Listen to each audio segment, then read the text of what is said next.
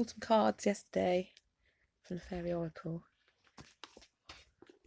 I was going to do this yesterday, but I didn't. I was going to do it live. I decided to do it now. I can't remember what they were, to be honest. Fun though, isn't it? So the first one was the Master Maker. That's skill, craftsmanship, magician, moral strength and invention. Master Maker is the master of the forge upon which we create our futures and forge our own souls. He sees the world beyond the other world, the world of first causes. Through his magic he brings them into his own world of faery. From his world his concepts trickle down into our own through dreams and visions picked up by artists and craftsmen everywhere. But he makes the first, the original. He is the great inventor, and the sign above his door reads, "Practical problems solved here." He sings as he works, and as in all fairy magic, his song does as much to shape objects as do the blows of his hammer. Healing cups, magic swords, fairy jewels, crowns of stars, and other bespelled works of the finest craftsmanship pass through his forge and beneath his hammer. Master of fire, air, earth, and water, he adds the fairy element of moonlight to everything he creates. He would be the first to tell you that superb craftsmanship, however magical, is hard work. Joyful, energising hard work, but always challenging. As the Master Maker reminds us, no job is too small to do beautifully. His work is done as well as possible, even where it will never be seen by anyone else. Bringing ideas into excellently crafted reality can only be done when we, like the Master Maker, are willing to plan meticulously, begin carefully and persevere through difficulties, learning still more of our craft as we work. Craftsmanship is also a labour of love. We must be willing to tackle difficult challenges and have a determination to surpass previous achievements. Patience is always required, as is the willingness to do a thing again and again until it is even better than the best one can do. The Master Maker has the moral strength to refuse temptation to do anything less. And he's a protector and a teacher of the traditional values of his craft. Yet, in balance to all this, the Master reminds us that we also need to learn our own limits. Not everyone can do everything superbly. When we discover our talents and choose our craft, then we gain great joy and fulfillment from developing that skill into an art. We grow more like the Master Maker each time we do the best we can, then stretch ourselves to do a little better than that. Starter reading. Do whatever you do as well as you can, and then make it even better. The Master Maker reminds us that our very best work is always desirable, and in the present situation it is necessary for success. In fact, he asks that we surpass our previous best. Don't cut corners, and don't take the easy way. Whether making a thing or fulfilling a concept, be sure the design is elegant, pure and functional, and then follow it, attending to every detail in its turn. He says, design beyond your skill, and then raise the level of your skill to fulfill it. Give and accept only the best, and do it with love of your craft, whatever that craft may be. This card speaks of long-lasting achievement, creative problem-solving, confident action. It may suggest cooperation with others, especially from a position of responsibility, or teaching one's craft to others. Success becomes practical. Fucking hell. Success comes from practical application of traditional principles in life and in work. It wasn't reversed. So that's a nice one for everyone, isn't it? The second one I pulled was Mick the Myomancer. Mick the Myomancer. Small clues, details, the messages are everywhere. Patience. A Myomancer reads the past, present, and potential of all beings in the movement of mice. Nice, isn't it? Mick is particularly fond of reading the movements of field mice, as they are livelier and better fed than church mice. Mick could learn the same thing by reading berries or the patterns made by fallen leaves, or any one of a billion other things. But his speciality is mice. Dolly? Not real mice.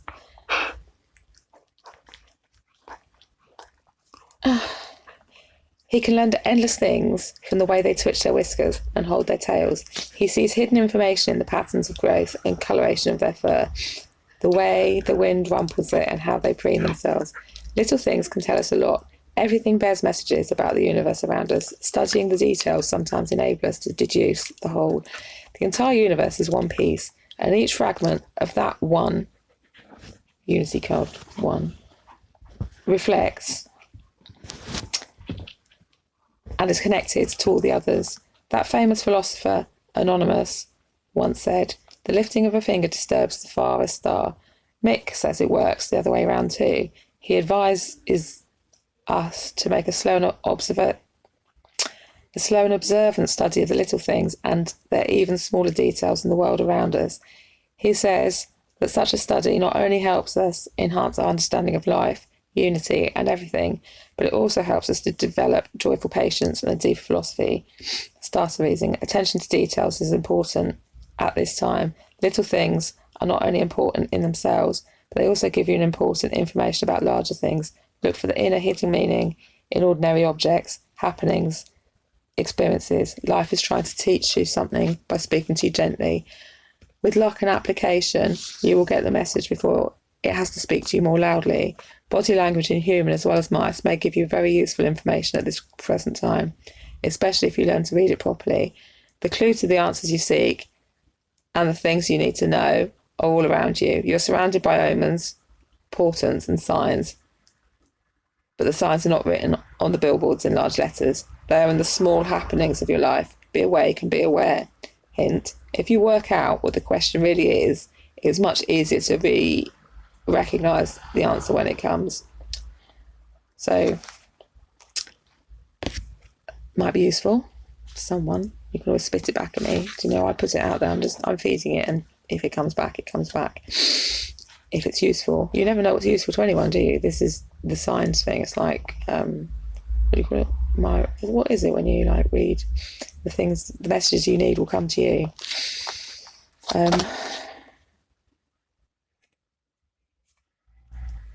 Arvel Parrot, communication. Arvel points to the light in his throat centre. In esoteric lore, the energy centre of the throat is about communication. Fairies are great communicators. They're not necessarily in words as we use them. They speak through words, of course, but they also speak through the rustle of leaves, the patterns of clouds in the sky, the way petals fall. They tickle us with touches almost too subtle to feel, trying to get our attention. They sometimes speak through our dreams and daydreams. Their communications are something like those of cats, part verbal, part body language, part telepathy, and part pure fairy. Arvel says that we humans can semaphore each other by flashing the lights in our throat centre. In fact, he says we do that and read the messages on an unconscious level, which is one of the ways we pick up on the unspoken feelings and thoughts of each other. Arvel also says, and I agree, that almost any situation can be improved by people listening to each other, and that listening is a full half of good communication. The other half, of course, is speaking truly and clearly.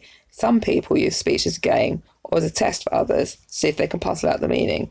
And this is fairly fun, as long as actual communication doesn't matter. When it does, though, it's helpful if we try for clarity, at the very least, and hopefully wisdom as well. Arvel has many wise sayings to help us. It takes two to say yes, but only one to say no. Where the stream is shallowest, great is the noise. He that always complains is never pitied. Better than gold is a right tale, rightly told. 'Tis easier to give advice than to take it. From a place where the deer are not, they're easy to be got. Whoever burns his bottom must himself sit it on it. Well, enough of that. Arvel reminds us that good, clear communication is sometimes hard to work. It requires elbow grease because the elbows are the secondary energy centre to the throat. He wishes you to know that elbows are well greased. His elbows are well greased. Starter reading. Clear communication are vitally important here. Strive for verbal brilliance. Listen carefully. Be articulate. Be willing to calmly debate the issues and explore ideas with others. Open communication will enhance the chances of success all round. Arvel also suggests that querent that the querent, what's that word?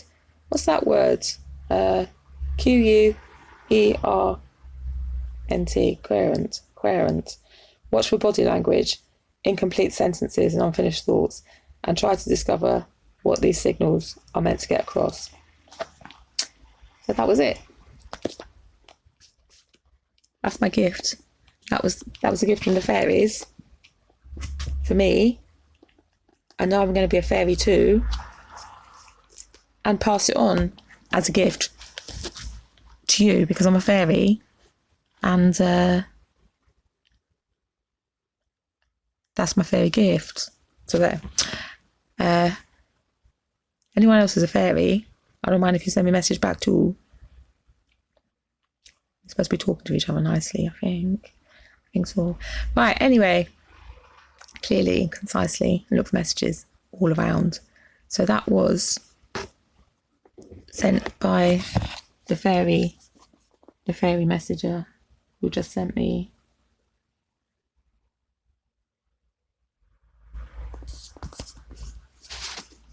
this that reminded me. Can you see? I can't see if you can see. As said, sometimes you will sit next to a stranger and that stranger will say something nice to you and uplift your day. Very often that was an angel spirit guide. So that reminds me about me pulling the cards yesterday, and I didn't do what do we call these anyway? I call them films. That's the fairies coming through to talk to you about it all. So there we go. It's a fairy ring now. It's a fairy circle.